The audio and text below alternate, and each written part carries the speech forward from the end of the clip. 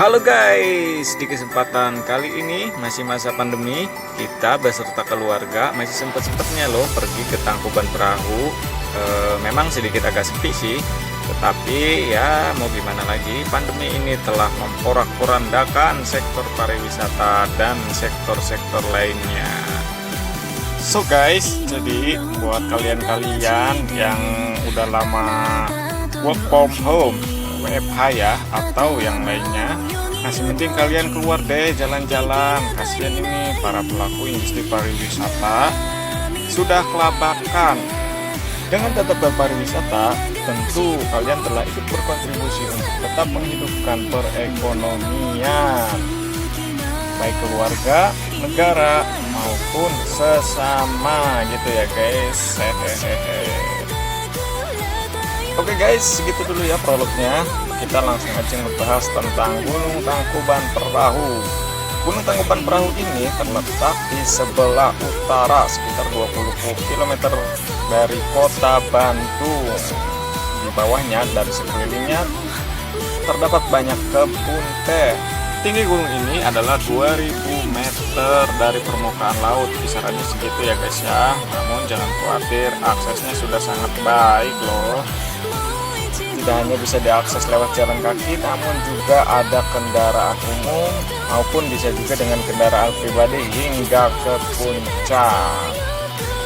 Dan tentu di atas puncak kalian tidak perlu lagi takut kelaparan seperti gunung-gunung lainnya atau kehausan, karena banyak penjual dan pedagang berbagai macam makanan, bahkan aksesoris pun ada di sana.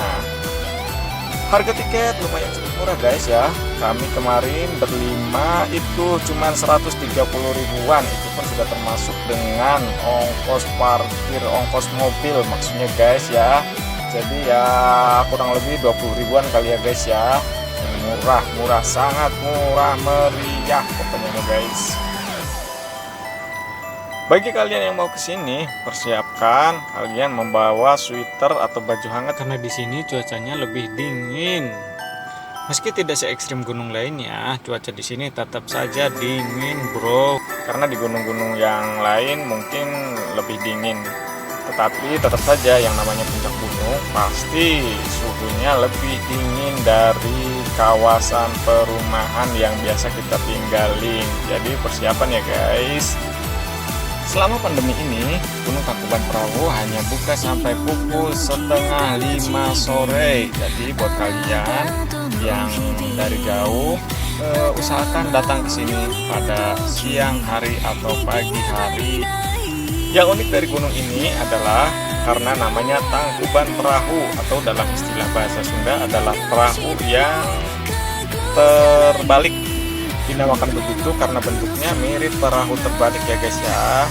Konon ini ada ceritanya guys, cerita tentang Dayang Sumbi dan Sang Kuryang dan anjingnya yang bernama Tumang yang kemudian dibunuh oleh Sang Kuryang. Singkat cerita, Dayang Sumbi tidak terima kalau Tumang ini dibunuh oleh anaknya Sang Kuryang dan akhirnya mengusir setelah memukul kepala Sang Kuryang hingga berdarah-darah. Kemarahan Dayang Sumbi ini konon karena Tumang adalah jelmaan dari suaminya.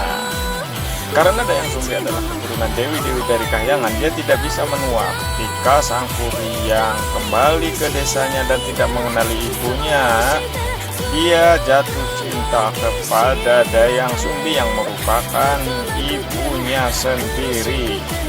Karena Dayang Sumbi mengetahui hal itu, akhirnya Sang Kuryang yang mau menikahi dirinya memberikan dua syarat. Satu syaratnya adalah membendung Sungai Citarum dan membuat perahu yang besar untuk menyeberanginya. Dengan kesaktian Sang Kuryang yang begitu maha dahsyat dan mengeluarkan seluruh jurus-jurus kemampuan sakti mandragunanya, syarat itu hampir terpenuhi hingga Dayang Sumbi memutar akal agar menerbitkan matahari dari timur dengan kesaktiannya. Konon sinar merah yang datang dari arah timur itu bukan matahari melainkan dari kesaktian Dayang Sumbi. Akhirnya karena merasa tidak berhasil melakukan persyaratan tersebut, Sang Kuryang murka dan menendang perahunya dan menjadi gunung Tangkuban Perahu. Yang jadi pertanyaannya adalah apakah gunung Tangkuban Perahu ini lebih gede dari Sungai Citarum, guys? Kayaknya sih lebih gede ya. Jadi cuman itu hanya legenda. So, you boleh percaya atau tidak bahwa gunung itu adalah ciptaan Allah Subhanahu wa Ta'ala. Itu yang pasti dan mutlak bagi orang yang beriman ya, guys.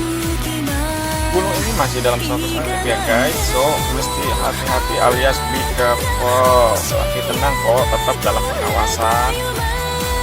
Selain bisa menikmati keindahan alam, lo juga bisa menikmati bagaimana kawah gunung. Dan bagi lo yang anak rumah dan belum pernah mendaki, lo bisa ke Tangkuban Perahu aja ya. Di samping karena resikonya kecil, karena kalau ada apa-apa lo bisa panggil mobil, lo bisa panggil keluarga, lo bisa ngapain dah. So, lu nggak bakalan takut tersesat seperti di gunung-gunung pada umumnya, karena jalannya adalah jalan raya. Jadi bagaimana lu bisa tersesat, guys? Karena jalannya itu ya jalan raya, jalan mobil. Jadi gunung ini sangat recommended untuk lu yang anak rumahan dan pengen mendaki dan gimana, pengen tahu suasana di gunung, bagaimana penampakannya dan bagaimana bla bla bla bla sebagainya. Maka gunung ini bisa menjadi prioritas utama buat lo yang pengen jadi anak pendaki namun sebenarnya lo anak rumah. Bercanda ya, guys.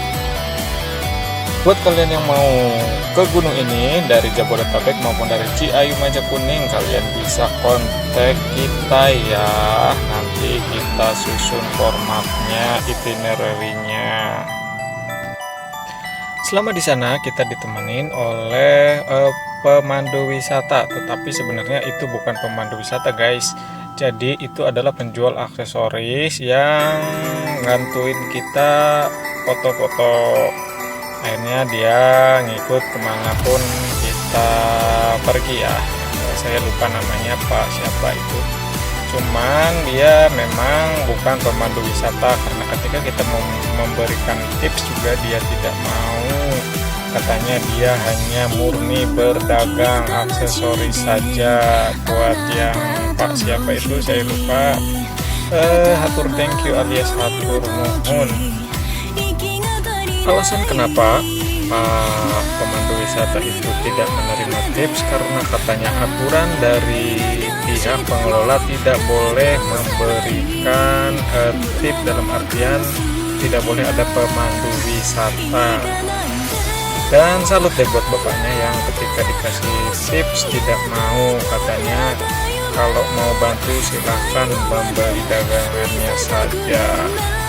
Oke deh, bapaknya sangat-sangat taat aturan ya. Dan memang pariwisata seperti Tangkuban Perahu ataupun di tempat-tempat lainnya mestinya menerapkan hal yang sama. Kenapa? Karena terkadang pemandu wisata itu lebih ke apa ya, maksudnya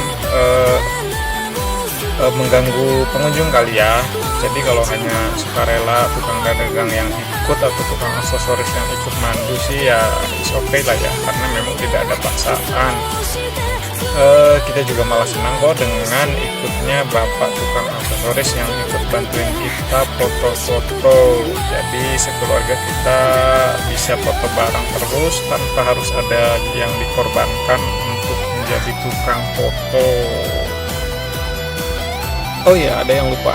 Terakhir adalah akses jalan ke sana terkadang berkabut. Kita diwajibkan menyalakan lampu kendaraan kita agar mungkin demi keselamatan. Selain itu akses ke sana sangat-sangat baik, sudah sangat baik. Jalannya lebar, luas, mulus dan tanpa hambatan. So guys, jadi Tangkuban Perahu ini adalah tempat wisata yang wajib kamu kudu dikunjungi ya guys. Sekali lagi buat sahabat travel yang mau berkunjung ke Tangkuban Perahu bisa melalui Durajaya City Travel, baik yang di Cirebon dan sekitarnya maupun Jabodetabek. Tinggal menghubungi kita, mungkin bisa dilakukan bareng teman, keluarga, ataupun pacar. Sampai jumpa lagi di trip berikutnya.